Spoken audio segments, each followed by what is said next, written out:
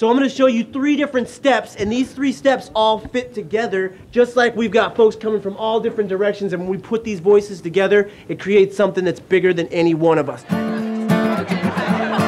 We're inspiring youth. We're using art and creative expression.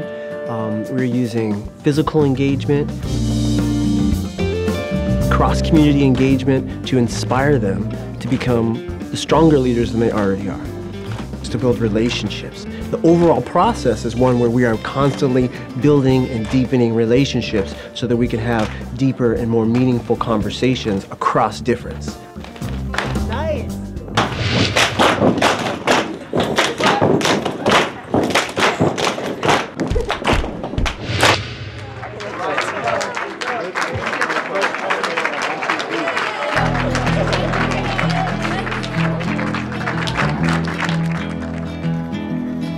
So today, we're taking our conversations to a deeper level and also taking leadership to a deeper level and placing it firmly in the context of working for social justice. And social justice has to be examined through the lens of understanding the dynamics of both oppression and social dominance. If you think of a word like dominance, what's the first word that comes to your mind? Abuse. Control. Overpowering.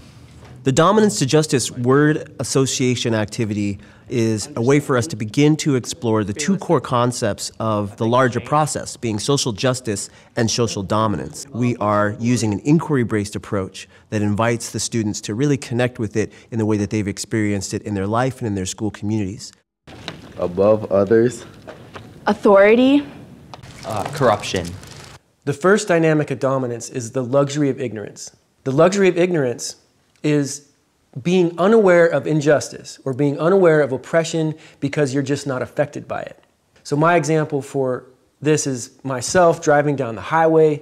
I'm not concerned that I'll get pulled over by a police officer because of either my race or my style of clothing. I'm not concerned because it's something that doesn't happen to me. It's not a part of my awareness. It's very important to draw upon your own personal stories as far as the way this comes to play in your life. Some people, like, they have more money than you, so then they would just assume that you have the money to afford, like, the things like in school.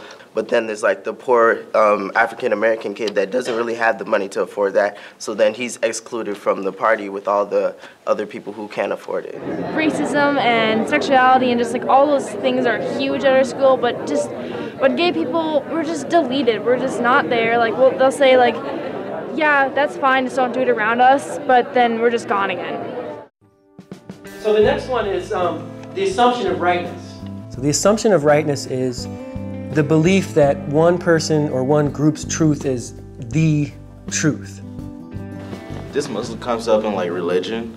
Like, you can see different fights between every kind of religion, like Christianity, Islam, Buddhism. Everybody got their own beliefs and feel like that is the right thing. Yeah. Like, their truth is everybody else's truth. All right. The third dynamic of dominance is the legacy of privilege. Now, this is at the core of the American experience. The legacy of privilege is the ongoing giving of rights, benefits, and the goods of society to one group of people and not to everybody else. It's like, yeah, the legacy of privilege thing is like, okay, I'm rich because it's like survival of the fittest. You know, I was meant to be rich. And the people who are poor because they don't work hard enough or they're just not good enough to be rich. So what we want to invite you to do is to explore creatively who you are as a leader, how you show up, what you stand for, and who you stand with.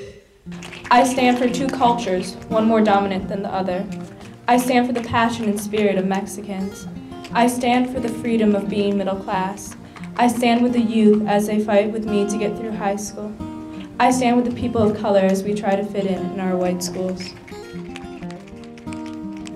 I stand with my team day in and day out. I stand with my friends and family. I stand with God and the angels. I stand with my own 2 feet. No more standing with mama. She cannot let go of me.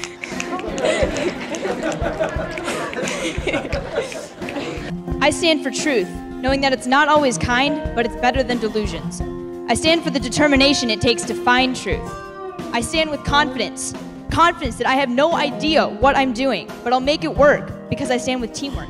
I stand with my team. The Anoka Hennepin New Wilderness Project kids. I stand for curiosity and asking why instead of accepting what oppresses. I stand for something because otherwise you fall for everything. And I have 1,000 beautiful things worth standing up for.